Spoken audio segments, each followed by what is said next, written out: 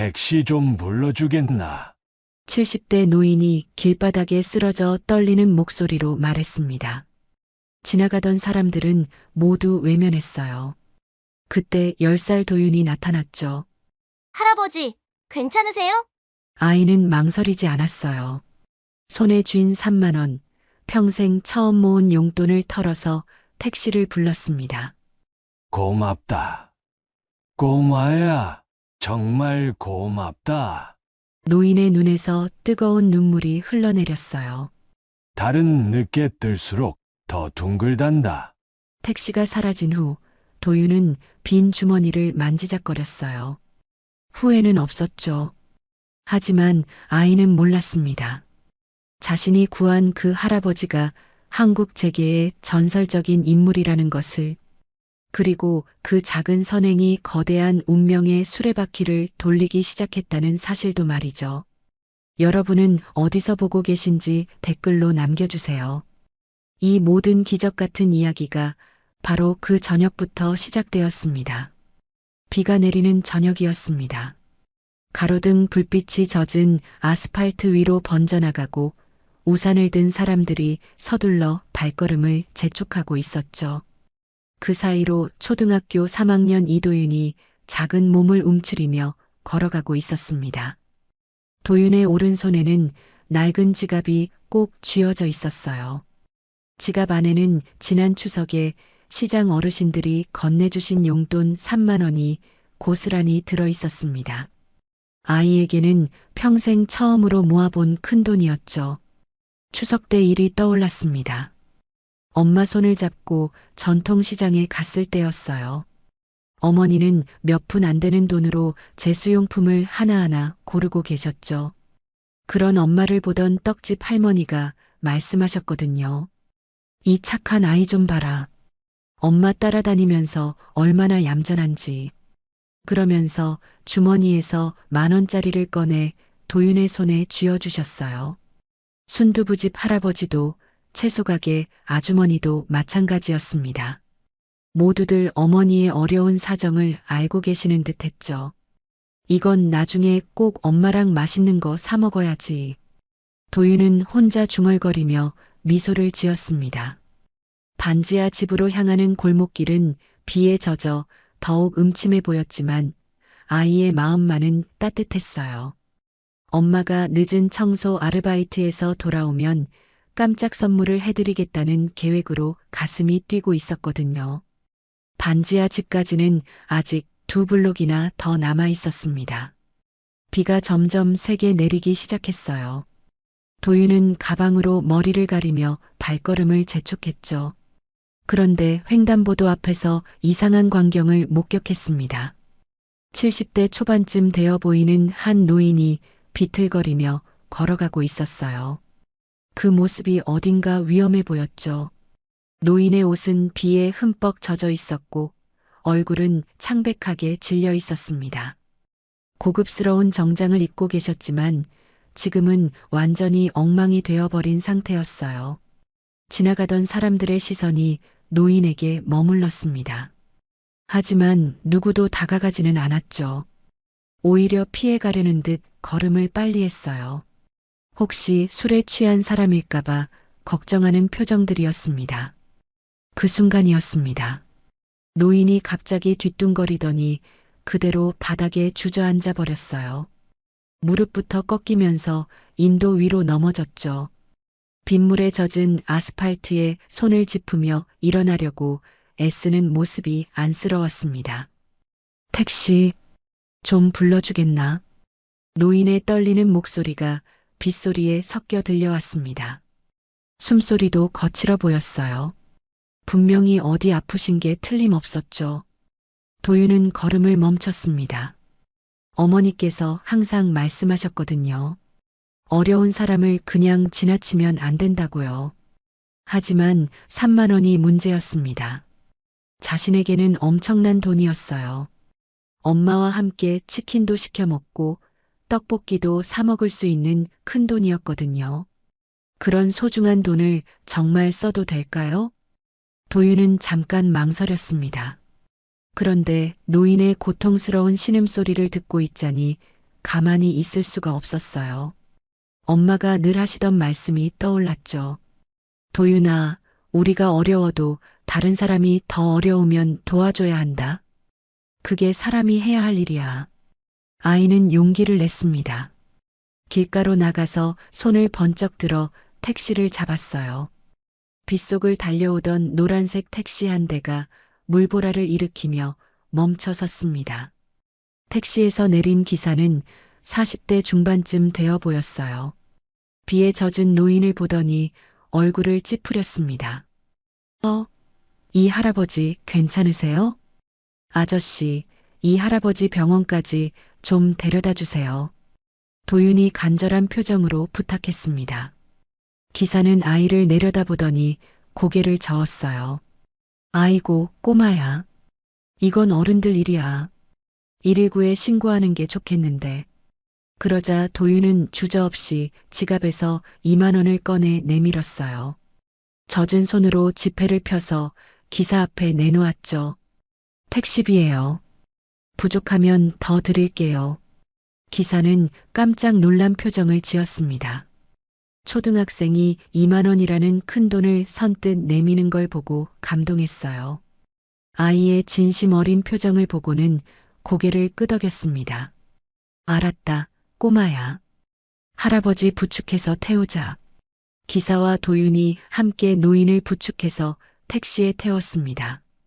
노인은 의식이 흐릿한 상태였지만 고개를 끄덕이며 고마움을 표현했어요. 도윤도 함께 뒷좌석에 올라탔죠. 가장 가까운 병원으로 가주세요. 택시가 출발하기 전 도윤은 갑자기 무언가 떠올렸습니다. 비에 젖은 할아버지가 너무 추워 보였거든요. 아이는 기사에게 잠깐만 기다려달라고 부탁하고는 근처 편의점으로 뛰어갔어요. 편의점 문을 열고 들어가자 따뜻한 공기가 얼굴을 감쌌습니다. 도윤은 남은 1만 원으로 무엇을 살지 고민했어요.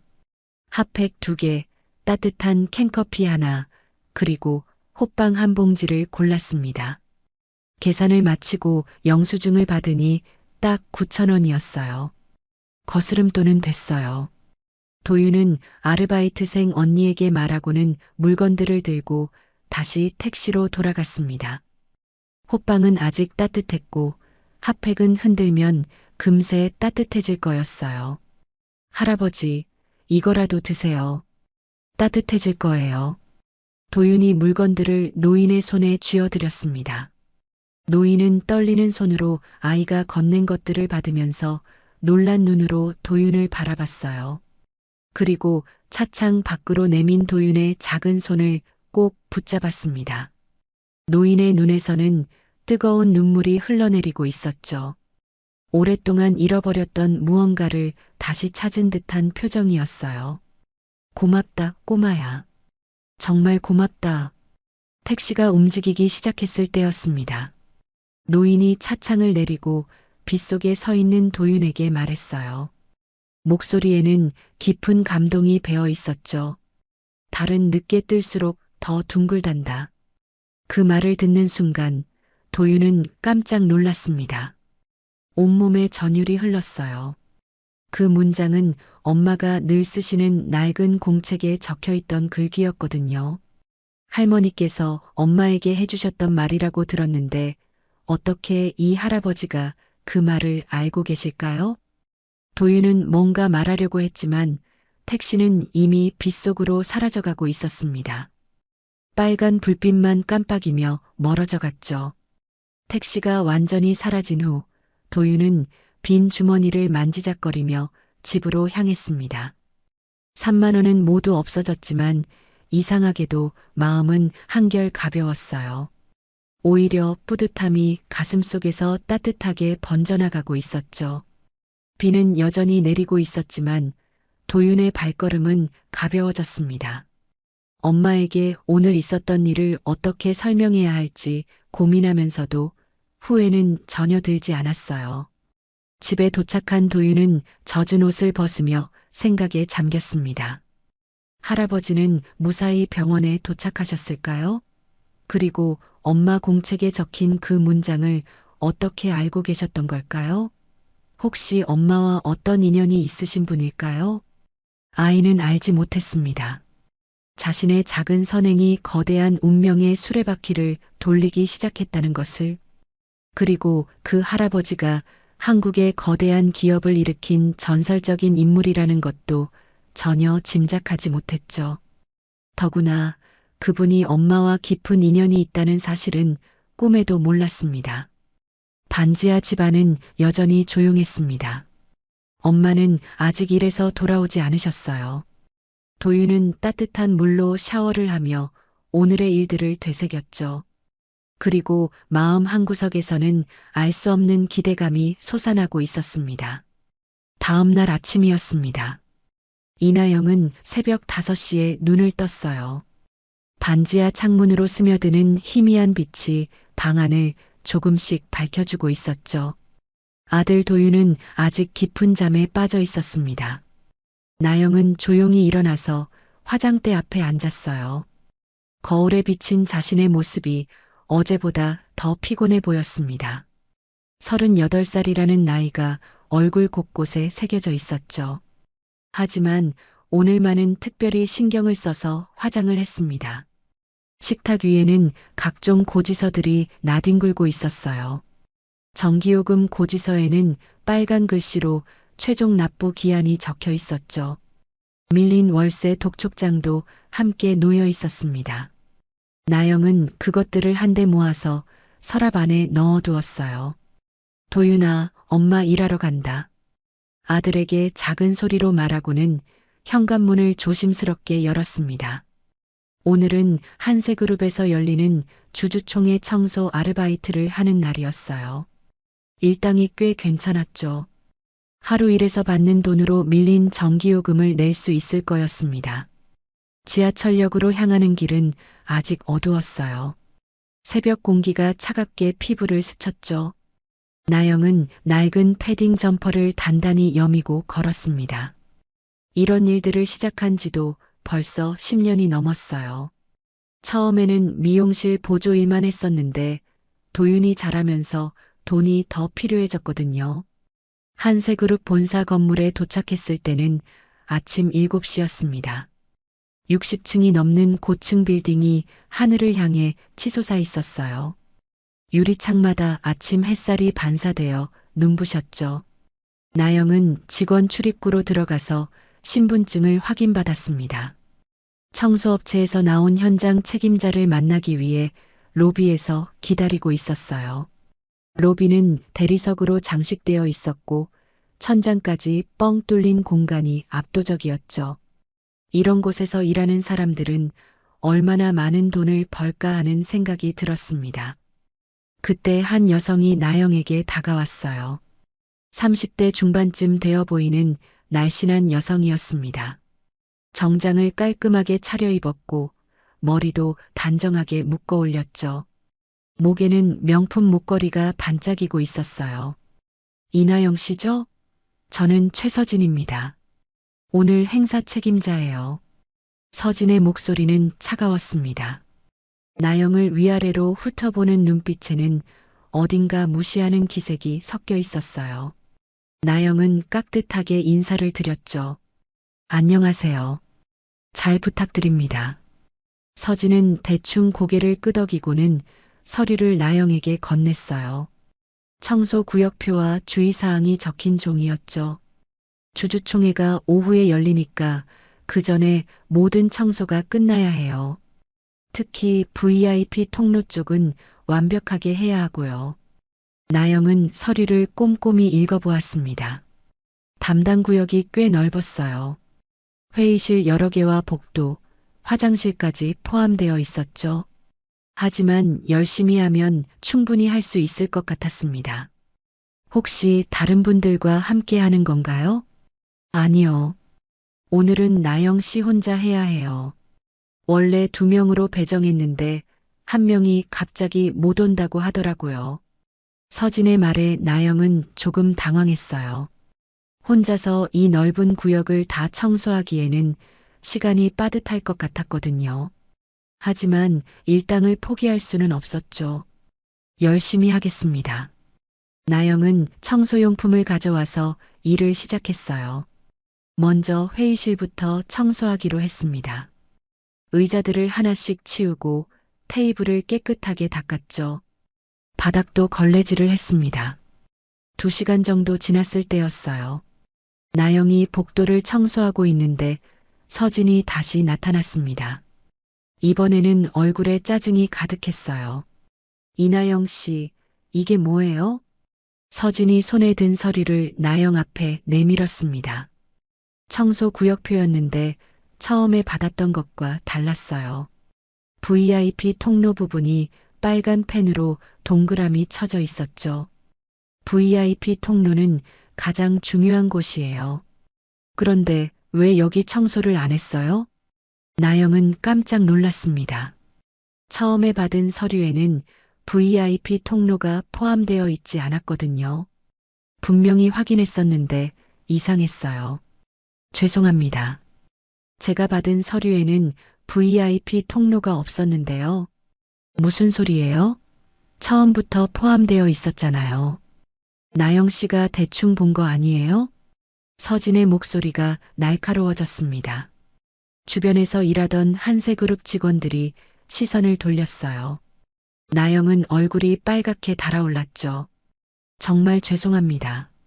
지금 바로 하겠습니다. 나영은 서둘러 VIP 통로로 향했어요. 하지만 그곳은 이미 다른 청소업체에서 깨끗하게 정리를 해놓은 상태였습니다. 전혀 청소할 곳이 없었어요. 이상했습니다. 왜 서진이 거짓말을 하는 걸까요? 나영은 다시 서진에게 가서 상황을 설명했어요. 거기는 이미 청소가 되어 있던데요. 다른 업체에서 한 것 같습니다. 그럼 나영 씨가 늦게 간 거잖아요. 원래 제일 먼저 해야 할 곳인데. 서진은 계속 나영을 탓했습니다.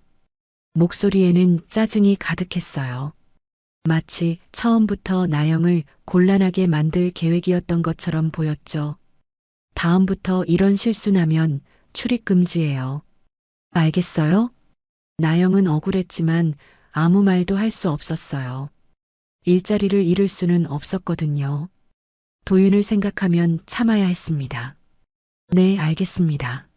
나영은 고개를 숙이고 대답했어요. 눈물이 날 것 같았지만 꾹 참았죠. 이런 일들이 처음은 아니었거든요. 하지만 매번 당할 때마다 마음이 아팠습니다. 그때였습니다. 한 남성이 다가오는 소리가 들렸어요. 나영이 고개를 들어보니 60대 후반쯤 되어 보이는 경비원이었습니다. 얼굴에는 인자한 미소가 떠 있었어요. 안녕하세요. 저는 박만복입니다. 여기 경비원이에요. 만복의 목소리는 따뜻했습니다. 나영을 바라보는 눈빛도 친절했어요. 오랫동안 세상 풍파를 겪어온 사람만이 가질 수 있는 깊이가 있었죠. 안녕하세요. 나영이 작게 인사하자 만복은 주변을 둘러보았습니다. 서진은 이미 다른 곳으로 가버린 상태였어요. 아까 일 때문에 곤란하셨죠? 제가 다 봤어요. 만복의 말에 나영은 깜짝 놀랐습니다. 혹시 자신이 잘못한 게 맞나 하는 생각이 들었어요. 제가 실수한 게 맞나요? 아니에요. 내가 CCTV 좀 봤어. 뭔가 이상하더군. 만복은 나직한 목소리로 말했습니다. 오랫동안 이 건물에서 일하면서 별별 일들을 다 봐왔다는 듯한 표정이었어요. CCTV요? 최서진 씨가 서류를 바꿔치기 하는 거 다 찍혔어요. 처음에 나영 씨한테 준 서류에는 VIP 통로가 없었어. 그런데 나중에 다른 서류를 가져와서 문제 삼았거든. 나영은 입을 다물 수가 없었어요. 역시 자신의 기억이 맞았던 거였죠. 그런데 왜 서진이 그런 짓을 했을까요? 왜 그런 걸까요? 글쎄요. 아마 나영 씨를 내보내려는 계획인 것 같아. 요즘 외주업체들 사이에 경쟁이 심하거든. 자기네 업체 사람들만 쓰려고 하는 경우가 많아. 만복의 설명을 듣고 나영은 분노가 치밀었습니다. 자신이 성실하게 일하려고 했는데 처음부터 함정이었다는 거였죠. 그럼 어떻게 해야 하나요? 일단 오늘은 참으세요. 내가 증거를 정리해서 윗사람들한테 보고할 테니까. 이런 일들이 계속되면 안 되거든요. 만복의 말에 나영은 조금 안심이 되었어요. 세상에는 여전히 정의로운 사람들이 있다는 걸 느꼈죠. 정말 고맙습니다. 박만복 씨, 별 말씀을요. 우리 같은 서민들끼리 도와줘야죠. 만복은 따뜻하게 웃으며 자리를 떠났어요. 나영은 그의 뒷모습을 보면서 마음이 조금 따뜻해졌습니다. 하지만 여전히 불안했어요. 서진이 또 다른 트집을 잡을지도 모르거든요. 나영은 더욱 꼼꼼하게 청소를 계속했습니다. 점심시간이 되었을 때 나영은 구내식당 한 구석에서 혼자 김밥을 먹고 있었어요. 다른 직원들은 모두 친구들과 함께 식사를 하고 있었죠. 나영만 혼자였습니다. 그런 모습을 보던 만복이 다가와서 앉았어요. 혼자 드시네요. 네. 괜찮아요. 나영 씨는 어디 사세요? 반지하에 살아요. 아들과 둘이서요. 만복은 고개를 끄덕였습니다. 나영의 상황을 이해한다는 표정이었어요. 힘드시겠어요. 혼자 아이 키우면서 일까지 하시느라. 할 수 있어요. 아들을 위해서라면 뭐든지 할 수 있거든요. 나영의 목소리에는 강한 의지가 담겨 있었습니다. 어떤 어려움이 와도 포기하지 않겠다는 다짐이 느껴졌어요. 오후가 되자 주주총회가 시작되었습니다. 나영은 멀리서 그 모습을 지켜봤어요. 정장을 차려입은 사람들이 회의실로 들어가는 모습이 보였죠. 모두 여유롭고 자신감 넘치는 표정들이었습니다. 그때 서진이 다시 나타났어요. 이번에는 더욱 차가운 표정이었죠. 이나영 씨, 오늘 일은 여기까지예요. 내일부터는 오지 마세요. 네. 왜요? 오늘 실수 때문에 윗분들한테 지적받았어요. 다른 사람으로 교체하기로 했어요. 나영은 절망적이었습니다. 일당도 제대로 못 받게 생겼고 앞으로 올 일자리도 잃게 된 거였어요. 제발 한 번만 더 기회를 주세요. 안 돼요. 결정된 일이에요. 서진은 냉정하게 말하고는 돌아서 버렸습니다. 나영은 그 자리에 서서 어떻게 해야 할지 몰랐어요. 하지만 포기할 수는 없었습니다. 도윤을 생각하면 견딜 수 있을 거였어요. 나영은 가방을 챙기고 건물 밖으로 나왔습니다. 저녁 하늘이 붉게 물들어가고 있었어요. 나영은 집으로 가는 지하철을 타면서 생각했습니다. 내일부터 다른 일을 찾아야겠다고요. 아들에게는 아무 걱정 끼치지 않을 거라고 다짐했죠. 퇴근길 지하철은 붐볐습니다. 퇴근 시간에 러시아워였죠. 나영은 사람들 사이에 끼어서 흔들리며 서 있었어요. 마음도 몸처럼 이리저리 흔들리고 있었습니다. 한색그룹 건물을 나올 때까지만 해도 분노가 치밀었어요. 하지만 지금은 그보다는 막막함이 더 컸죠. 내일부터 뭘 해서 살아야 할까요? 도윤의 학용품비는 어떻게 마련하죠? 지하철에서 내려서 집으로 향하는 길이었습니다. 한강 다리를 지나야 했어요. 평소 같으면 그냥 지나쳤을 텐데 오늘은 발걸음이 멈춰졌습니다. 나영은 다리 난간 옆 벤치에 앉았어요. 한강이 검푸르게 흘러가고 있었죠. 대낮이었는데도 마음은 깊은 밤 같았습니다. 멀리 보이는 고층 빌딩들이 하늘을 향해 뻗어 있었어요. 그 안에서 일하는 사람들은 모두 행복할까요? 이제 진짜 그만해야 하나? 나영은 혼자 중얼거렸습니다. 10년 넘게 이런 일들을 전전하며 살았어요. 미용실 보조, 청소 아르바이트, 음식점 설거지까지. 하지만 갈수록 일자리는 줄어들고 경쟁은 치열해졌죠. 오늘 같은 일은 처음이 아니었어요. 몇 달 전에도 비슷한 일이 있었거든요. 호텔 청소 일을 하는데 갑자기 물건이 없어졌다고 했죠. 결국 나영이 의심받았고 일을 그만둬야 했습니다. 내가 뭘 잘못했길래. 눈물이 나려고 했지만 참았어요. 울면 더 비참해질 것 같았거든요. 대신 핸드폰을 꺼내서 구인 사이트를 들어가 봤죠. 하지만 마음에 드는 일자리는 없었습니다. 그때였어요. 뒤에서 누군가 뛰어오는 소리가 들렸습니다. 돌아보니 도윤이 헐떡거리며 달려오고 있었어요. 학교에서 막 돌아온 모습이었죠. 엄마, 왜 여기 있어요? 도윤은 나영 옆에 앉으며 거친 숨을 몰아쉬었어요. 학교 가방을 메고 있는 모습이 기특했습니다. 도윤아, 어떻게 여기서 엄마를 찾았어? 집에 갔는데 없어서요. 엄마가 힘들 때 항상 여기 오셨잖아요. 아이의 말에 나영은 가슴이 뭉클했어요. 도윤이 자신을 그렇게 잘 알고 있다는 게 고마우면서도 미안했죠. 엄마, 오늘 일 어땠어요? 나영은 어떻게 대답해야 할지 몰랐어요. 아이에게 걱정을 끼치고 싶지 않았거든요. 그냥 그랬어. 하지만 도윤은 눈치가 빨랐습니다. 엄마의 표정을 보고 무슨 일이 있었다는 걸 알았어요. 엄마, 혹시 누가 괴롭혔어요? 아니야. 괜찮아. 저 어제 할아버지 도와드릴 때요. 무서웠어요. 그런데 도와드리고 나니까 마음이 따뜻해졌거든요.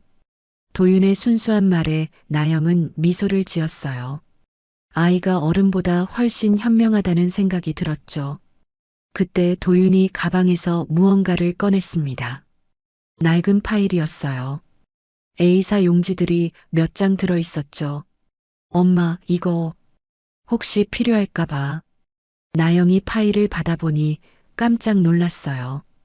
그건 자신이 늘 습관처럼 복사해 두던 VIP 동선 사본이었습니다.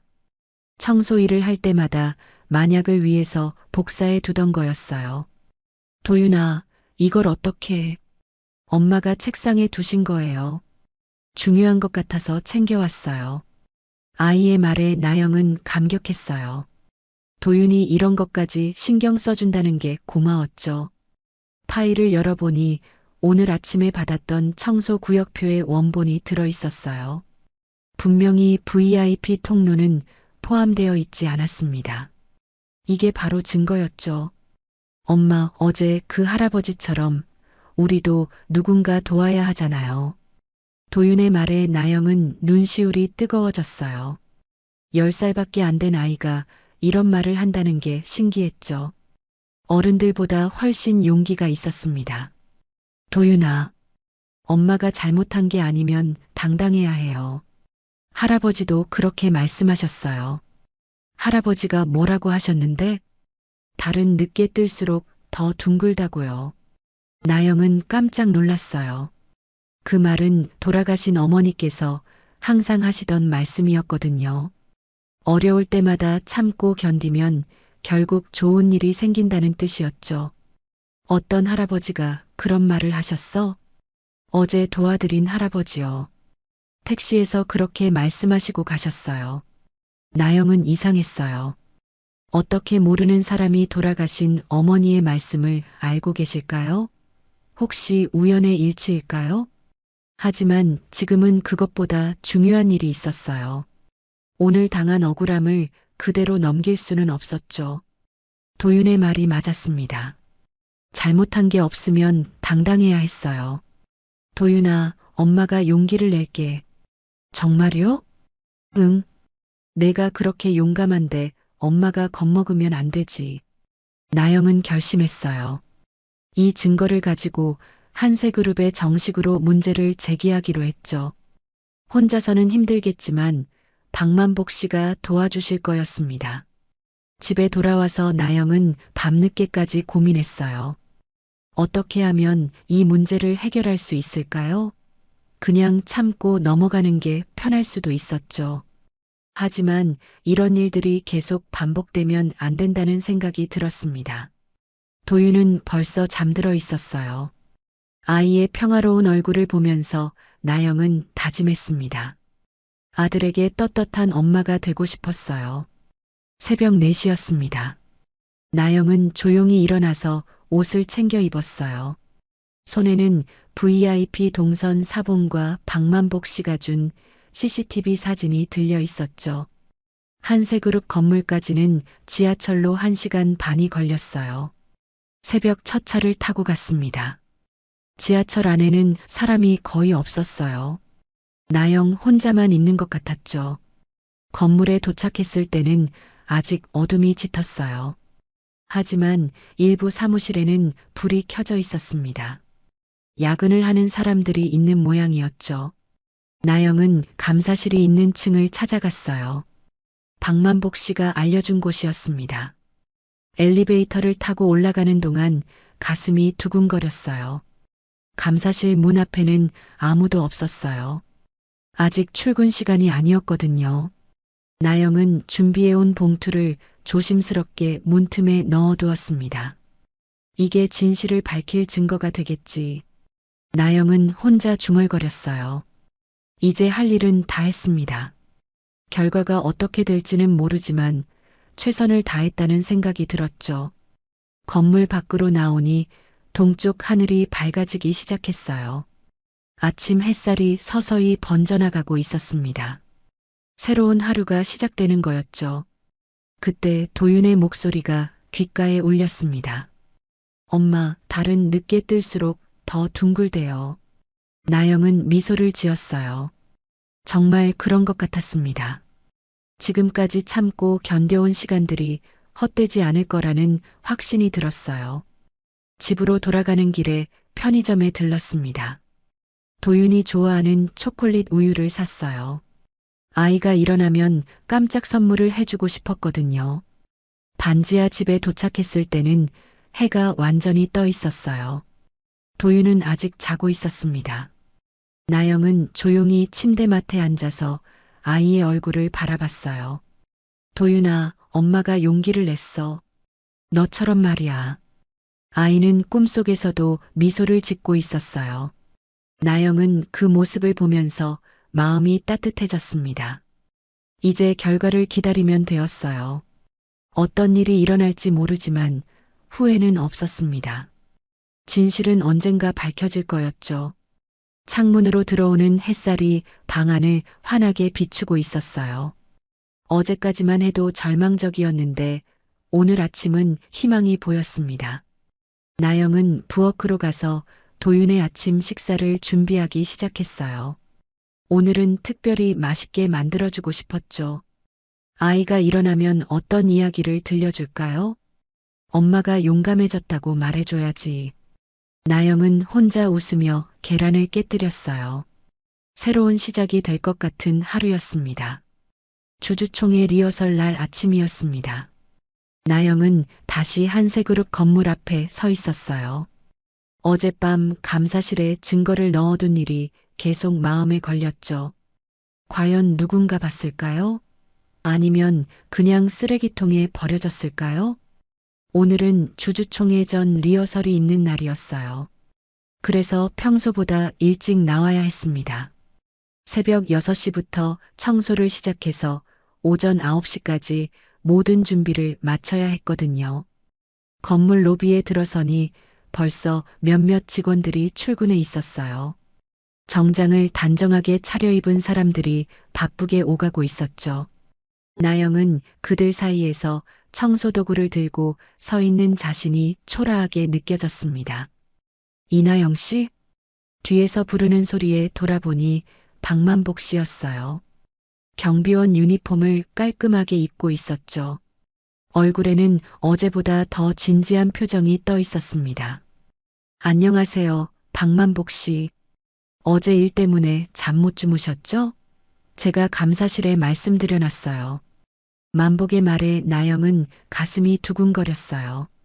정말 누군가에게 전달이 되었다는 거였죠. 혹시 어떤 반응이 있었나요? 아직은 모르겠어요. 하지만 감사실장님이 관심 있게 보실 거예요.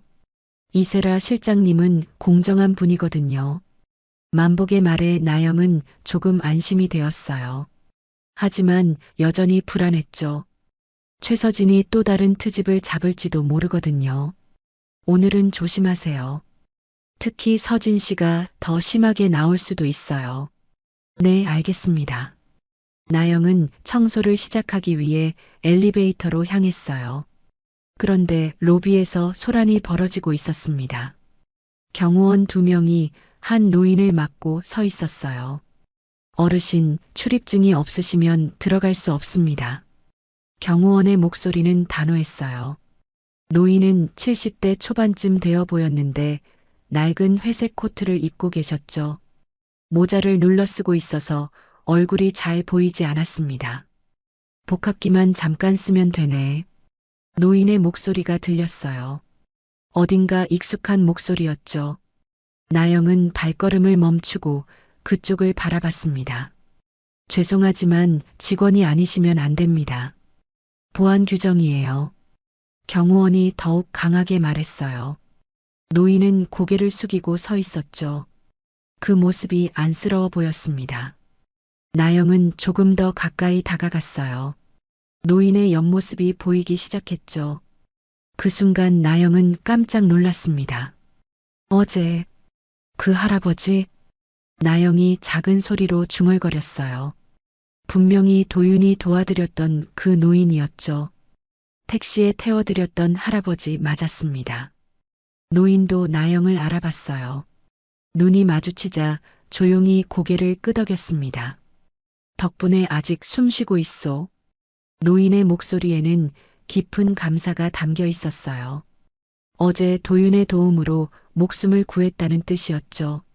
할아버지, 몸은 괜찮으세요? 고맙소. 아이 덕분에 병원에서 잘 치료받았어. 나영은 반가웠어요. 도윤이 도와드린 분이 무사하다니 다행이었죠. 그때 경호원이 다시 개입했어요. 어르신, 계속 이러시면 곤란합니다. 나가주세요. 경호원의 태도가 점점 거칠어졌어요. 노인을 밀어내려고 하는 것 같았죠. 나영은 참을 수 없었어요. 도윤을 도와준 분을 이렇게 대할 수는 없었거든요. 잠깐만요. 이분은 그냥 복합기만 쓰시려는 것 같은데. 당신은 누구세요? 청소 아르바이트생이 끼어들 일 아닙니다. 경호원이 나영에게 날카롭게 말했어요. 하지만 나영은 물러서지 않았죠. 복합기 하나 쓰시는 게 그렇게 큰일인가요? 규정이 규정입니다. 더 이상 개입하지 마세요. 그때 노인이 나영에게 조용히 말했어요. 괜찮소. 다른 방법을 찾아보겠어. 하지만 나영은 포기할 수 없었어요. 이 할아버지는 도윤의 은인이었거든요. 제가 대신 복사해 드릴게요. 뭘 복사하시려고 하세요? 노인은 잠깐 망설이더니 낡은 서류 봉투를 꺼냈어요. 안에서 몇 장의 서류를 빼냈죠. 이걸 스캔해서 이메일로 보내야 하는데. 나영이 서류를 보니 법원 도장이 찍힌 공식 문서였어요. 어려운 법률 용어들이 빼곡히 적혀 있었죠. 법원 문서네요. 중요한 것 같은데. 응, 법원 가처분 결정문이야. 이게 있어야 회사를 지킬 수 있소. 노인의 말에 나영은 고개를 끄덕였어요. 정확히 무슨 일인지는 모르지만 매우 중요한 서류라는 것은 알 수 있었죠. 제가 해드릴게요. 나영은 서류를 받아서 복합기로 향했어요. 경호원들은 여전히 노인을 감시하고 있었지만 나영이 하는 일까지는 막지 않았죠. 복합기 앞에서 나영은 조심스럽게 서류를 스캔했어요. 문서 하나하나가 모두 중요해 보였거든요. 법원 인장이 선명하게 찍혀 있었죠.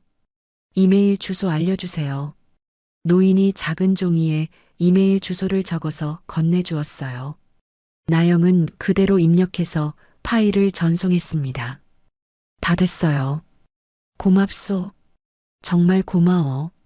노인의 눈에는 눈물이 맺혀 있었어요. 단순히 복사 한번 해준 것 때문일까요? 뭔가 더 깊은 의미가 있는 것 같았죠. 그때 최서진이 나타났어요. 어제보다 더 차가운 표정이었죠. 나영이 노인과 함께 있는 모습을 보더니 눈살을 찌푸렸습니다. 이나영 씨, 뭐 하는 거예요? 아, 그냥 청소 일하러 온 거 아니에요? 왜 다른 일을 하고 있어요? 서진의 목소리는 짜증으로 가득했어요. 나영은 당황했죠. 죄송합니다. 복사 하나만 도와드렸어요.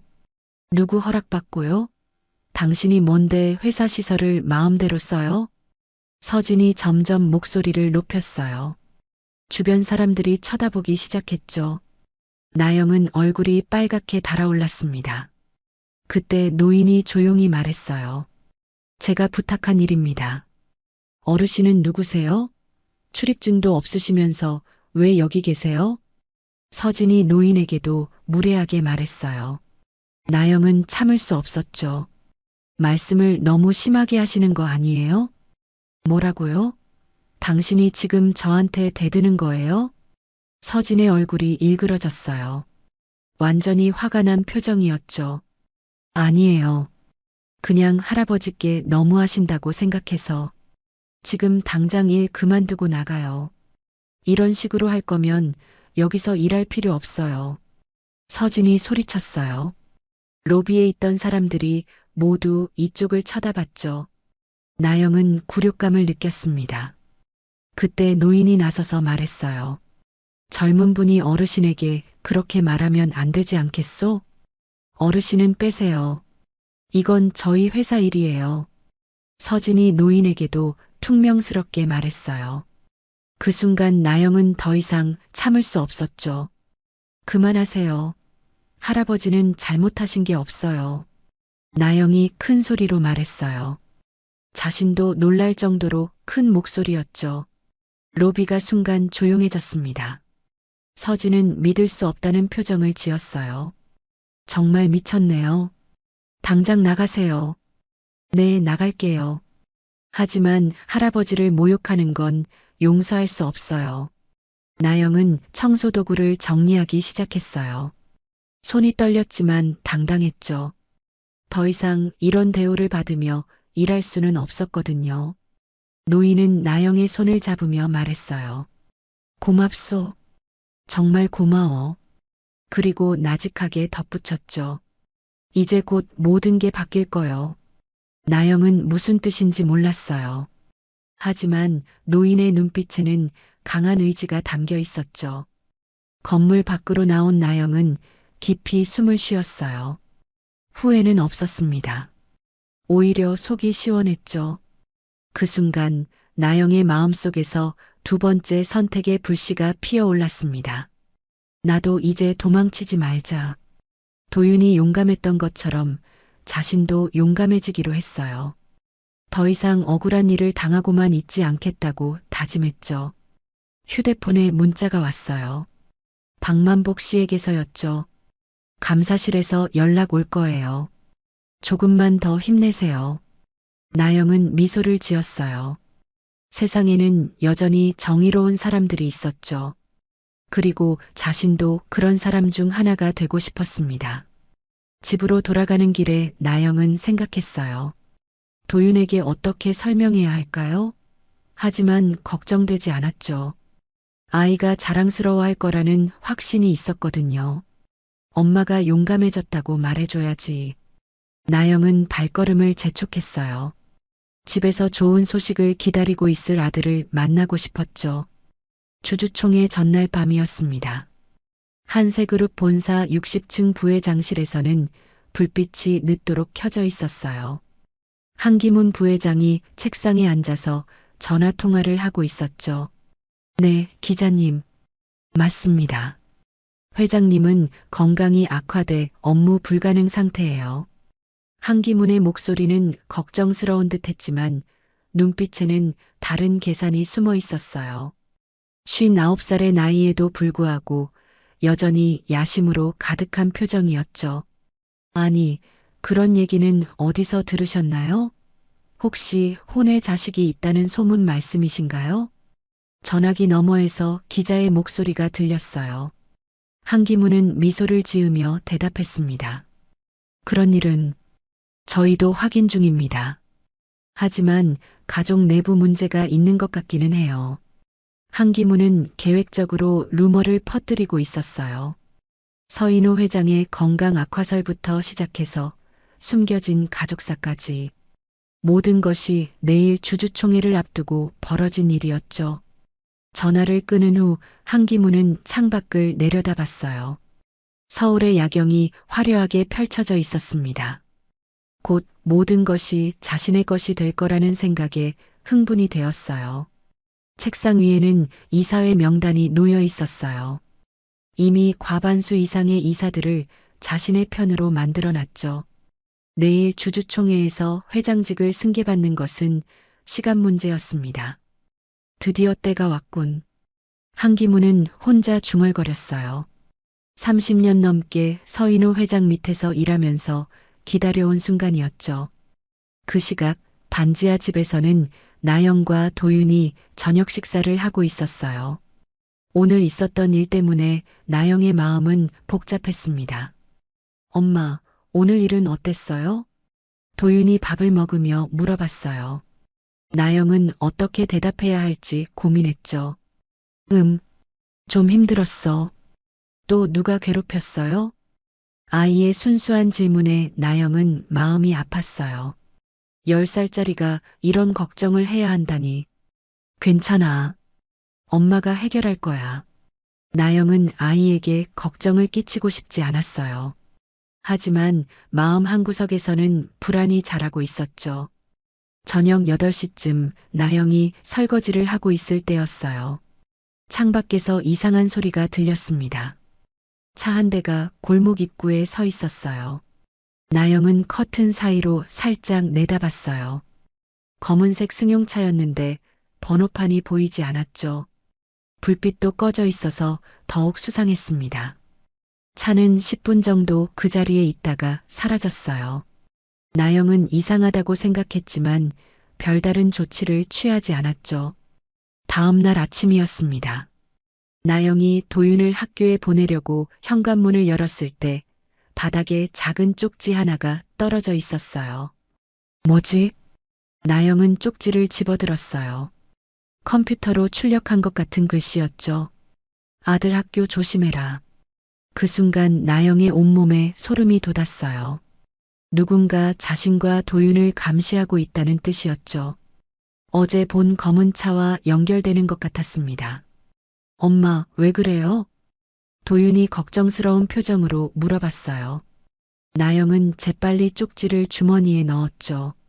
아무것도 아니야. 어서 학교 가자. 하지만 마음은 전혀 평온하지 않았어요. 혹시 도윤에게 무슨 일이 생기는 건 아닐까요? 학교까지 데려다 주는 길에 나영은 계속 주변을 살폈어요. 혹시 따라오는 사람이나 차가 있는지 확인했죠. 다행히 이상한 건 없었습니다. 엄마, 오늘 일찍 올 거죠? 응, 꼭 일찍 올게. 나영은 도윤과 헤어진 후 한세그룹으로 향했어요. 오늘은 주주총회가 열리는 날이었죠.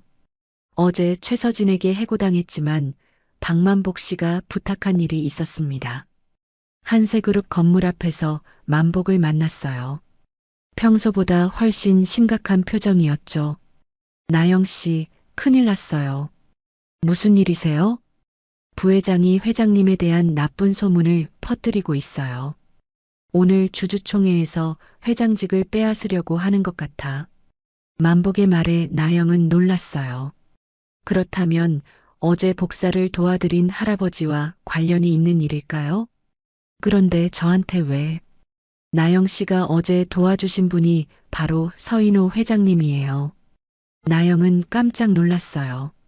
도윤이 도와드린 할아버지가 한세그룹의 회장이었다는 거였죠. 정말요? 네. 그분이 어제 가처분 결정문을 보낸 덕분에 법적으로 대응할 수 있게 됐어요. 만복은 손에서 봉투 하나를 꺼냈어요. 안에는 컴퓨터 출력물들이 들어 있었죠. 이건 서버 접근 로그예요. 최서진이 언제 어떤 파일을 수정했는지 다 기록되어 있어. 나영이 서류를 보니 복잡한 숫자들과 시간이 적혀 있었어요. 전문적인 내용이라 이해하기 어려웠죠. 이걸 감사실장 이세라 씨에게 전달해 주세요. 이게 마지막 열쇠예요. 만복의 말에 나영은 고개를 끄덕였어요. 하지만 마음 한구석에서는 두려움이 자라고 있었죠. 혹시 위험한 일은 아닐까요? 어제 저희 집에 협박 쪽지가 왔거든요. 나영이 주머니에서 쪽지를 꺼내 보여줬어요. 만복의 얼굴이 굳어졌습니다. 역시 그들이 움직이기 시작했군요. 그들이요? 한기문 부회장 쪽 사람들이에요. 나영 씨가 중요한 증인이라는 걸 알고 있는 거죠. 만복의 설명에 나영은 더욱 불안해졌어요. 자신과 도윤이 위험에 빠진 건 아닐까요? 두려워도 법은 우리 편을 들어줄 겁니다. 만복이 나영의 어깨를 가볍게 두드리며 말했어요. 그의 목소리에는 확신이 담겨 있었죠. 하지만 조심하세요. 특히 아드님 주변을 잘 살피시고. 나영은 고개를 끄덕였어요. 도윤의 안전이 가장 중요했죠. 감사실은 한세그룹 본사 45층에 있었어요. 나영은 엘리베이터를 타고 올라가면서 긴장했습니다. 과연 이세라 실장이 자신의 말을 믿어줄까요? 감사실 문을 노크하자 차분한 여성의 목소리가 들렸어요. 들어오세요. 나영이 문을 열고 들어가니 50대 중반쯤 되어 보이는 여성이 책상에 앉아 있었어요. 단정한 정장을 입었고 안경 너머로 예리한 눈빛이 느껴졌죠. 이세라 실장님이세요? 네, 맞습니다. 어떻게 오셨나요? 박만복 씨가 부탁하셨어요. 이걸 전달해 달라고. 나영은 봉투를 이세라에게 건넸어요. 이세라는 침착하게 봉투를 받아서 내용물을 확인했죠. 서버 접근 로그군요. 어떻게 구하신 건가요? 박만복 씨가 준비하셨어요. 최서진 씨가 서류를 조작한 증거라고 하더라고요. 이세라는 고개를 끄덕이며 서류를 자세히 살펴봤어요. 그러더니 나영을 바라봤죠. 혹시 다른 증거도 있나요? 나영은 가방에서 VIP 동선 사본을 꺼냈어요. 며칠 전에 도윤이 챙겨준 그 서류였죠. 이것도 있어요. 원본 청소 구역표예요. 이세라의 눈빛이 번뜩였어요. 모든 퍼즐이 맞춰지는 것 같았죠. 이제 확실해졌네요. 감사합니다. 그런데 혹시 위험한 일이 생길까요? 협박을 받고 있거든요. 나영이 걱정스럽게 물어봤어요. 이세라는 잠깐 생각하더니 대답했죠. 오늘 주주총회가 끝나면 모든 게 해결될 겁니다. 조금만 더 견뎌주세요. 나영은 안심이 되었어요. 이세라의 말에는 확신이 담겨 있었거든요. 감사실을 나온 나영은 도윤의 학교로 향했어요. 아이가 무사한지 확인하고 싶었죠. 학교 앞에서 기다리는 동안 나영은 생각했어요. 정말 모든 게 해결될까요? 그리고 도윤이 도와드린 할아버지가 그렇게 큰 분이었다니. 운명이라는 게 정말 있는 건가? 나영은 혼자 중얼거렸어요. 도윤의 작은 선행이 이렇게 큰 일로 이어질 줄 누가 알았을까요? 곧 도윤이 학교에서 나왔어요. 아이의 환한 미소를 보니 나영의 마음도 따뜻해졌죠. 엄마, 일찍 왔네요. 응, 약속했잖아. 나영은 도윤의 손을 꼭 잡고 집으로 향했어요. 오늘 밤이 지나면 모든 것이 달라질 거라는 예감이 들었죠. 한세그룹 본사 2층 대강당이었습니다. 연간 주주총회가 열리는 곳이었죠. 300여 명의 주주들과 임직원들이 자리를 가득 메우고 있었어요. 무거운 긴장감이 회장 전체를 감돌고 있었습니다. 단상 위에는 임시 의장석이 마련되어 있었어요. 한기문 부회장이 정장을 단정하게 차려입고 앉아 있었죠. 얼굴에는 자신감이 가득했습니다. 오늘이야말로 30년 동안 꿈꿔왔던 순간이었거든요. 지금부터 한세그룹 제47회 정기주주총회를 개최하겠습니다. 사회를 맡은 총무이사가 마이크 앞에서 말했어요. 회장 안이 숙연해졌죠.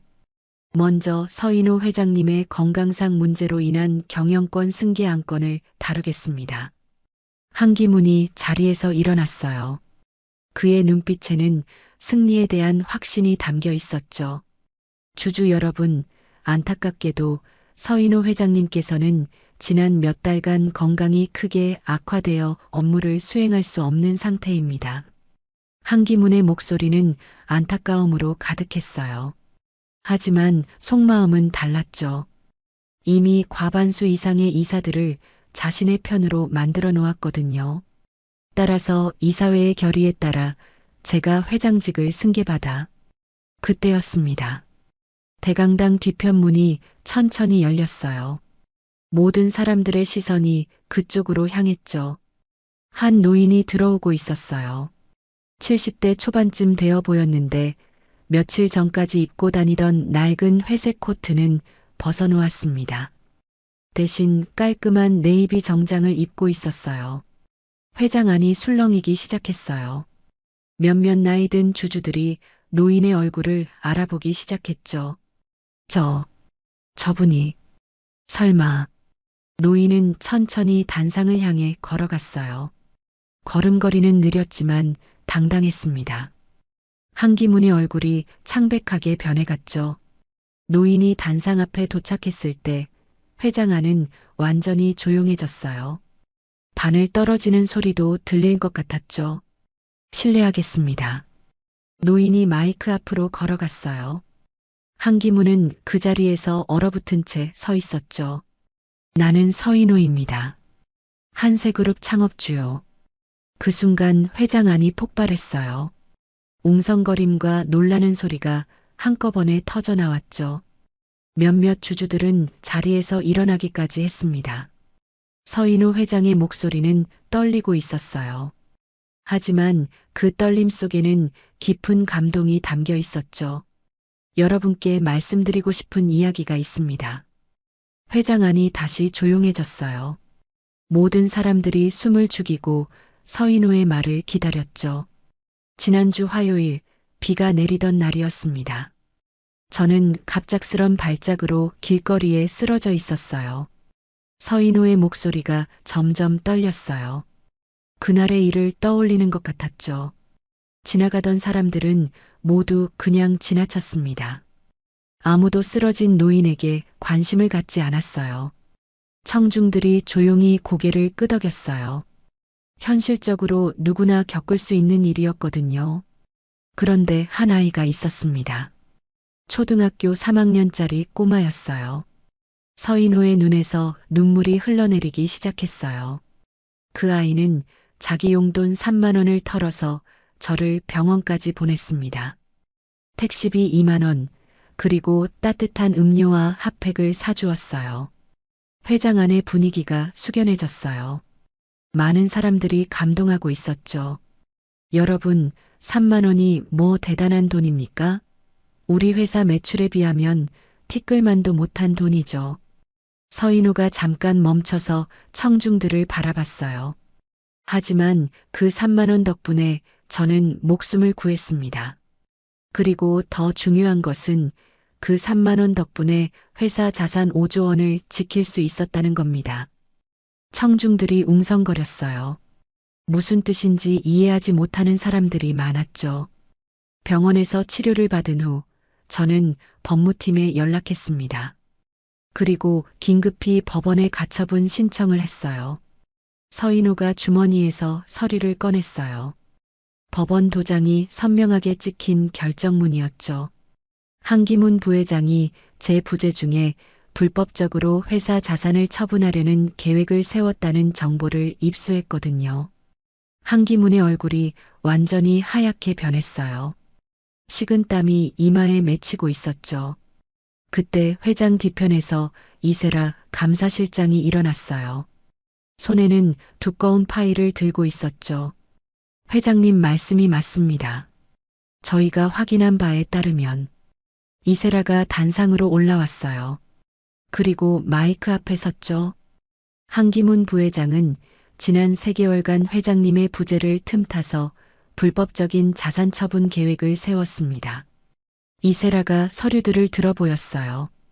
이것은 서버 접근 로그입니다. 부회장이 언제 어떤 파일을 수정했는지 모두 기록되어 있어요. 청중들이 술렁였어요. 상황이 급반전되고 있었죠. 또한 외주업체 직원에 대한 부당한 대우와 증거 조작 시도도 확인되었습니다. 이세라가 또 다른 서류를 꺼냈어요.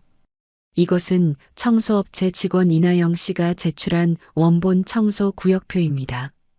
최서진 책임자가 의도적으로 서류를 바꿔치기 한 증거예요. 회장 안이 시끌벅적해졌어요.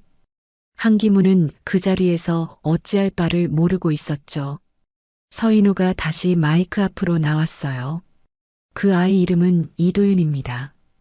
10살짜리 꼬마가 보여준 용기 덕분에 우리 회사가 살아남을 수 있었어요.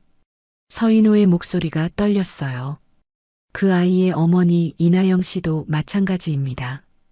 불의에 맞서 용기를 보여주셨어요. 청중들이 박수를 치기 시작했어요. 감동적인 이야기였거든요. 이사회 의장님. 서인호가 이사회 의장을 바라봤어요. 긴급 의안을 상정하겠습니다. 한기문 부회장의 직무정지와 관련 조사를 요구합니다. 이사회 의장이 고개를 끄덕였어요. 찬성하시는 분은 손을 들어주시기 바랍니다. 회장 안에 거의 모든 사람들이 손을 들었어요. 반대하는 사람은 거의 없었죠. 가결되었습니다. 한기문 부회장은 즉시 직무정지됩니다. 한기문은 그 자리에서 무너져 내렸어요. 30년간의 꿈이 한순간에 산산조각이 났죠. 서인호가 다시 마이크 앞으로 나왔어요. 여러분, 저는 오늘 깨달았습니다. 회사는 사람으로 시작해서 사람으로 끝난다는 것을요. 청중들이 조용히 듣고 있었어요. 돈이 아니라 사람이 중요합니다. 이도윤 같은 아이들이 잘할 수 있는 세상을 만드는 것이 우리의 책임이에요. 박수가 터져 나왔어요. 뜨거운 박수였죠. 이제 회사는 진정한 사람 중심 경영을 시작할 겁니다. 약자도 존중받는 회사를 만들겠습니다. 서인호의 선언에 회장 안이 뜨거운 박수로 가득 찼어요. 하지만 한기문은 아직 포기하지 않았어요. 그의 눈빛에는 복수심이 타오르고 있었죠. 이렇게 끝날 수는 없었습니다. 주주총회가 끝난 후 서인호는 혼자 회장실에 앉아 있었어요. 창밖으로는 서울의 야경이 펼쳐져 있었죠. 도윤아, 고마워.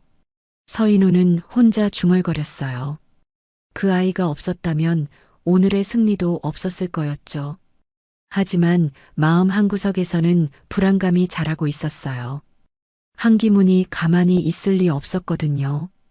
반드시 반격이 있을 거였습니다. 서인호는 전화기를 들어서 박만복에게 연락했어요.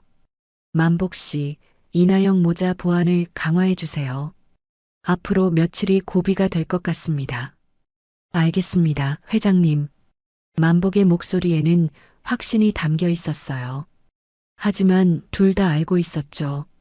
진짜 싸움은 이제부터 시작이라는 것을. 한기문은 이미 다음 수를 준비하고 있었어요. 오늘의 굴욕은 반드시 되갚을 거였죠. 그리고 그 시작은 이나영 모자가 될 거였습니다. 밤이 깊어가고 있었어요. 하지만 한세그룹을 둘러싼 진짜 전쟁은 이제 막 시작되었죠.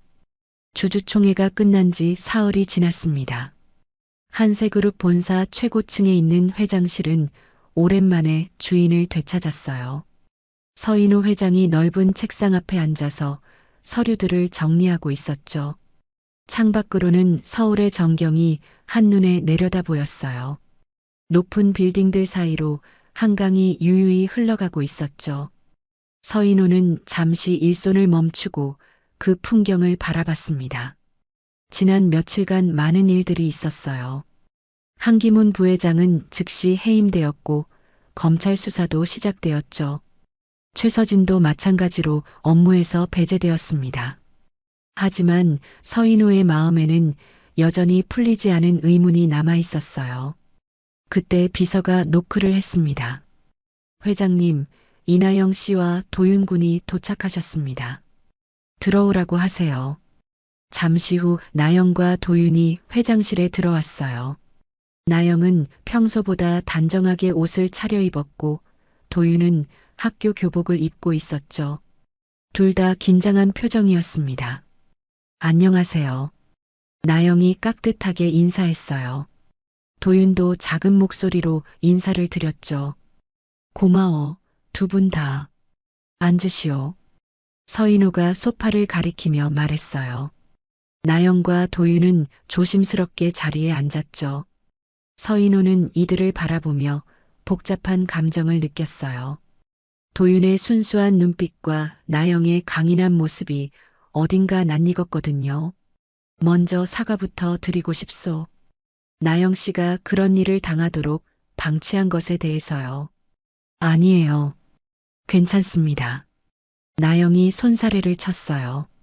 하지만 서인호는 진심으로 미안해하고 있었죠. 앞으로 이런 일이 없도록 제도를 바꾸겠소. 약한 사람들이 부당한 대우를 받지 않도록 말이요. 서인호의 말에 나영은 고개를 끄덕였어요. 그의 진심이 느껴졌거든요. 도윤아. 서인호가 아이를 부르며 말했어요. 네, 할아버지. 너 덕분에 할아버지가 살았다. 정말 고맙구나. 도윤은 수줍게 웃으며 고개를 숙였어요. 그때 서인호가 무언가 떠올린 듯 책상 서랍을 열었어요. 안에서 작은 상자 하나를 꺼냈죠. 혹시 이 펜던트를 본 적 있소? 서인호가 상자를 열자 작은 은색 펜던트가 나왔어요. 예쁜 하트 모양이었는데 뒷면에 Y, N 이라는 글자가 새겨져 있었죠. 나영이 그것을 보는 순간 얼굴이 하얗게 변했어요. 손으로 목을 만지작거리더니 놀란 표정을 지었죠. 도윤아, 내 목걸이 어디 갔지? 나영이 아들에게 물어봤어요. 도윤도 목을 만져보더니 당황했습니다. 없어졌네요. 언제 떨어뜨렸지? 이게 바로 그 목걸이 아닐까요? 서인호가 펜던트를 나영에게 보여줬어요. 나영은 자세히 보더니 고개를 끄덕였죠. 맞아요. 도윤이가 어릴 때부터 차고 다니던 거예요. 어디서 구했소? 돌아가신 어머니께서 주셨어요. 제가 태어났을 때 병원에서 함께 있던 거라고 하시더라고요. 서인호의 얼굴이 굳어졌어요. 뭔가 중요한 단서를 찾은 것 같았죠. 혹시 어머님 성함이 어떻게 되시오? 윤민정이에요. 왜 그러세요? 그 순간 서인호는 벼락을 맞은 것 같았어요. 온몸이 떨리기 시작했죠. 윤민정. 20년 전 미용실에서 일하던. 네, 맞아요. 어머니가 젊었을 때 미용실 견습생이셨어요. 나영의 대답에 서인호는 더 이상 말을 할 수 없었어요. 눈에서 눈물이 흘러내리기 시작했죠. 회장님, 괜찮으세요? 나영이 걱정스럽게 물어봤어요. 서인호는 손수건으로 눈물을 닦으며 진정하려고 했죠. 미안하오. 잠시 감정이 복받쳐서. 서인호는 자리에서 일어나서 창가로 갔어요. 잠시 마음을 진정시킨 후 다시 돌아왔죠. 나영 씨, 혹시 유전자 검사를 해볼 의향이 있소? 유전자 검사요? 나영이 놀란 표정을 지었어요. 갑작스러운 제안이었거든요. 왜 그런 걸 하자고 하시는 거예요? 확인하고 싶은 게 있소. 아주 중요한 일이오. 서인호의 진지한 표정을 본 나영은 고개를 끄덕였어요. 며칠 후 유전자 검사 결과가 나왔습니다. 서인호는 결과지를 받아들고 오랫동안 바라봤어요. 손이 떨리고 있었죠. 99.9% 일치 부녀 관계. 그 글자가 선명하게 적혀 있었어요. 서인호는 결과지를 가슴에 안고 눈물을 흘렸습니다. 민정아, 미안하다. 혼자 중얼거리는 서인호의 목소리는 떨리고 있었어요.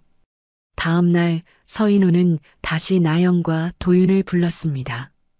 이번에는 회장실이 아닌 조용한 카페에서 만났어요. 결과가 나왔소. 서인호가 봉투에서 서류를 꺼냈어요. 나영은 긴장한 표정으로 그것을 받아봤죠. 서류를 보는 나영의 얼굴이 점점 창백해졌어요. 손이 떨리기 시작했죠. 이게 정말인가요? 20년 전 나는 미용실 견습이던 윤민정과 사랑했소. 하지만 사회적 시선과 현실의 벽 때문에 헤어질 수밖에 없었지. 서인호의 목소리가 떨렸어요. 그때 그녀가 임신했다는 걸 나중에야 알았소. 하지만 이미 늦었지. 그녀는 혼자서 아이를 낳고 키웠던 거야. 나영의 눈에서 눈물이 흘러내렸어요. 그 아이가 바로 당신이요, 나영 씨. 아버지. 나영이 작은 소리로 중얼거렸어요. 평생 한 번도 불러본 적 없는 호칭이었죠. 미안하오. 정말 미안해. 서인우가 나영의 손을 잡으며 말했어요. 평범하게 살고 싶었어요. 그냥 평범하게요. 나영이 눈물을 흘리며 말했어요. 어머니도 그렇게 말씀하셨어요. 아이만큼은 평범하게 살게 해달라고. 이제라도 바로잡자. 늦게 뜬 달이라도 함께 보면 되지 않나? 서인호의 말에 나영은 고개를 끄덕였어요. 할아버지, 그럼 엄마가 정말 할아버지 딸이에요? 도윤이 순진한 표정으로 물어봤어요. 그렇단다, 도윤아. 너는 내 손자고. 서인우가 도윤을 안으며 말했어요. 아이의 따뜻한 체온이 느껴졌죠. 그날 이후 세 사람의 만남이 시작되었어요. 매주 일요일마다 함께 시간을 보냈죠. 처음에는 어색했지만 점점 가족의 정이 생겨났습니다. 서인우는 나영과 도윤에게 새 집을 마련해 주었어요. 더 이상 반지하에서 살 필요가 없었죠. 하지만 나영은 갑작스런 변화를 원하지 않았어요. 천천히 해요. 급하게 바뀌면 도윤이도 혼란스러울 거예요. 나영의 신중한 태도에 서인우는 감동했어요. 아이를 먼저 생각하는 모성애가 느껴졌거든요. 도윤도 서서히 할아버지와 친해졌어요. 서인우는 손자에게 많은 것을 가르쳐주고 싶었죠. 하지만 가장 중요한 건 도윤이 가진 순수한 마음이었어요. 도윤아, 내가 보여준 용기가 모든 걸 바꿔놓았구나. 저는 그냥 도와드리고 싶었을 뿐이에요. 아이의 순박한 대답에 서인우는 웃음을 지었어요. 어느 일요일 저녁이었습니다. 세 사람이 한강공원을 산책하고 있었어요. 석양이 강물에 반사되어 아름다웠죠. 엄마, 할아버지, 우리 정말 가족이 된 거죠? 도윤이 두 사람의 손을 잡으며 물어봤어요. 그렇지, 도윤아. 우리는 이제 진짜 가족이야. 나영이 아들의 머리를 쓰다듬으며 말했어요. 피보다 깊은 시간을 나누는 거지. 서인호의 말에 세 사람은 서로를 바라보며 웃었어요. 하지만 여전히 해결되지 않은 문제들이 남아 있었어요. 한기문의 복수와 회사 내부의 갈등들이 기다리고 있었죠. 진짜 평화는 아직 오지 않은 것 같았습니다. 서인호는 알고 있었어요. 앞으로도 많은 어려움이 있을 거라는 것을. 하지만 이제는 혼자가 아니었죠. 가족이 있었습니다. 우리가 함께라면 뭐든 할 수 있을 거야. 서인우가 혼자 중얼거렸어요. 그의 마음에는 새로운 희망이 자라고 있었죠. 달이 떠오르고 있었습니다. 정말로 늦게 뜬 달이었지만 그 어느 때보다 둥글고 밝았어요. 세 사람은 그 달빛 아래서 새로운 시작을 다짐했습니다. 하지만 한기문은 아직 포기하지 않았어요. 어둠 속에서 복수를 계획하고 있었죠. 이 평화로운 순간이 언제까지 지속될지는 아무도 알 수 없었습니다. 일주일 후 한세그룹 본사 1층 기자회견장이었습니다. 수십 명의 기자들이 카메라와 녹음기를 들고 자리를 가득 메우고 있었어요. 플래시가 끊임없이 터졌죠. 서인우 회장이 단상 위에 섰습니다.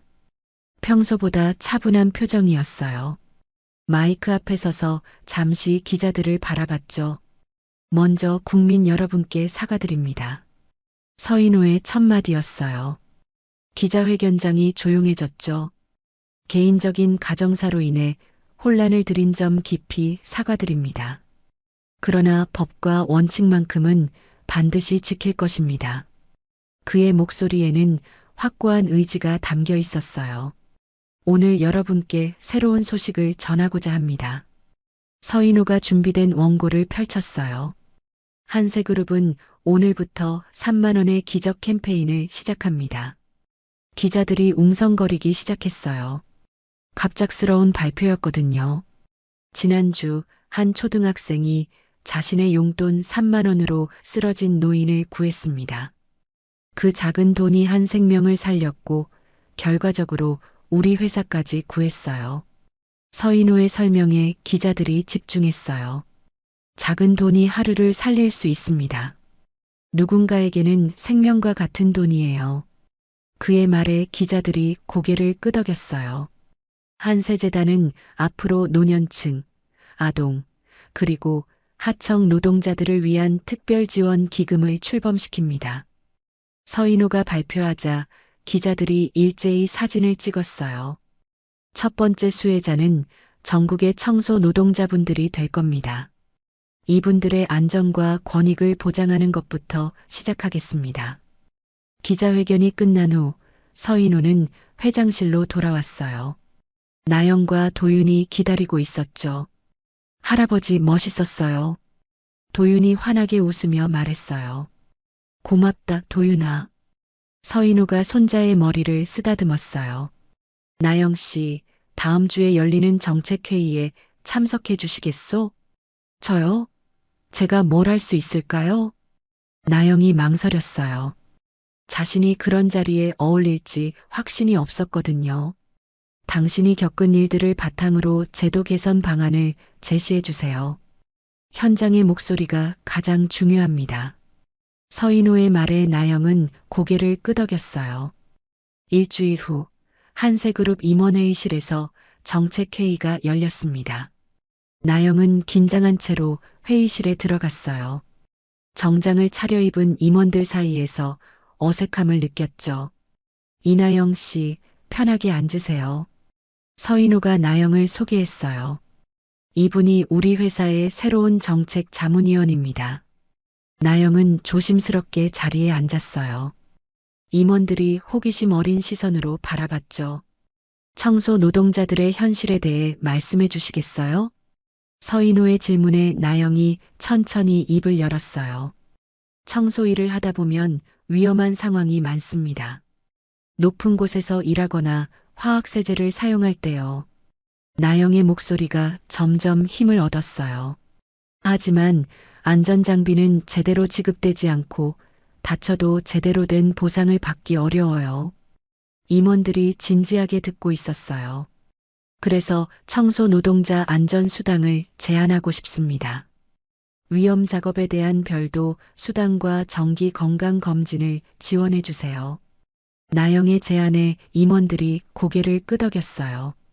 현실적이고 필요한 정책이었죠. 좋은 제안입니다. 즉시 검토해서 시행하도록 하겠습니다. 서인호가 결정하자 박수가 터져 나왔어요. 회의가 끝난 후 나영은 뿌듯함을 느꼈어요. 자신의 경험이 다른 사람들에게 도움이 될 수 있다는 게 기뻤죠. 그날 오후 도윤은 엄마 손을 잡고 전통시장에 갔어요. 서인호가 준 용돈을 가지고 있었죠. 도윤아, 뭘 사고 싶어? 호빵이요. 시장 할아버지들한테 나눠드리고 싶어요. 아이의 말에 나영은 감동했어요. 여전히 순수한 마음을 가지고 있었거든요.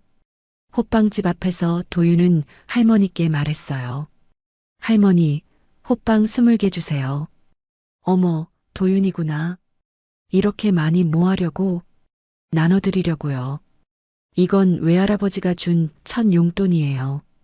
할머니가 호빵을 포장해 주시면서 웃었어요. 착한 아이로 컸구나. 할머니가 하나 더 넣어줄게. 도윤은 호빵을 하나씩 시장 어르신들께 나눠드렸어요. 떡집 할아버지, 채소가게 아주머니, 생선가게 아저씨까지. 고마워, 도윤아. 맛있게 드세요. 아이의 밝은 미소에 어르신들도 환하게 웃었어요. 저녁이 되자 세 사람은 한강공원에 나왔어요. 벤치에 나란히 앉아서 강물을 바라봤죠. 오늘 정말 좋은 하루였네요. 나영이 만족스러운 표정으로 말했어요. 나도 그래. 오랜만에 마음이 평화로워. 서인우가 대답했어요. 그때 도윤이 하늘을 올려다봤어요.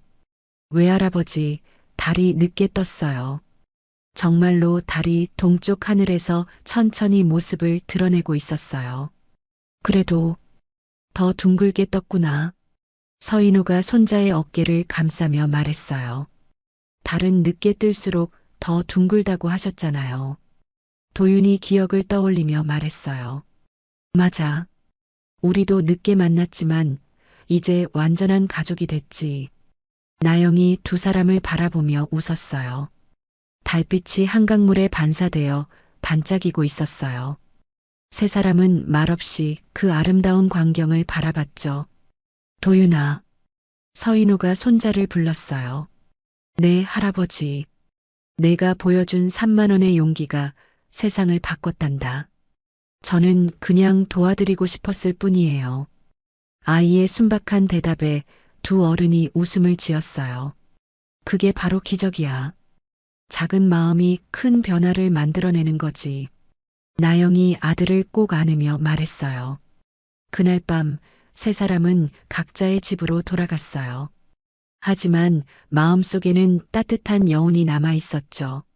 서인우는 회장실에서 창밖을 바라보며 생각했어요. 이제 정말 새로운 시작이었죠. 가족도 되찾았고 회사도 올바른 길로 갈 수 있게 되었어요. 나영은 아들과 함께 새 집에서 잠자리에 들었어요. 더 이상 반지하가 아닌 따뜻한 집이었죠. 엄마, 우리 정말 행복해졌죠? 그래, 도윤아. 우리 정말 행복해. 도윤은 엄마 품에 안겨서 잠들었어요. 얼굴에는 평화로운 미소가 떠 있었죠. 밖에서는 여전히 달이 밝게 빛나고 있었어요. 정말로 늦게 떴지만 그 어느 때보다 둥글고 아름다운 보름달이었죠. 3만 원으로 시작된 기적은 이제 막 시작이었어요. 작은 선행이 만들어낸 변화의 물결이 더 많은 사람들에게 퍼져나갈 거였죠. 세상은 여전히 어렵고 복잡했지만 이제 희망이 있었어요. 도윤 같은 아이들이 자라고 있고 나영 같은 어른들이 용기를 내고 있으니까요. 그리고 무엇보다 가족이 있었어요. 피보다 깊은 사랑으로 이어진 진짜 가족이 말이죠. 달은 계속 떠올랐습니다. 늦게 뜬 달이었지만 세상을 밝히기에 충분했어요.